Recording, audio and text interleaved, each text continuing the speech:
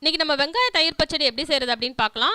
இது ரொம்ப குயிக்காக ப்ரிப்பேர் பண்ணக்கூடிய ஒரு சைட் டிஷ். பிரியாணிக்கு, சப்பாத்திக்கு, பூரி கூட வச்சு சாப்பிட்லாம், ரொம்ப நல்லாயிருக்கும். இதை செய்கிறதுக்கு தேவையான பொருட்கள்: 1 கப் தயிர், 1 பச்சை மிளகா, கொஞ்சம் மல்லி இலை, 2 பெரிய வெங்காயம். ஃபஸ்ட்டு பெரிய வெங்காயத்தை சின்ன சின்ன துண்டுகளாக கட் பண்ணிவிட்டு தேவையான அளவு உப்பு சேர்த்துக்கணும். அதுக்கப்புறம் இதில் பச்சை மிளகாவை நம்ம சின்ன சின்ன துண்டாக கட் பண்ணி போட்டுக்கலாம். அதுக்கப்புறம் இதில் நம்ம கட் பண்ணி வச்சுருக்கிற மல்லி இலை சேர்த்துட்டு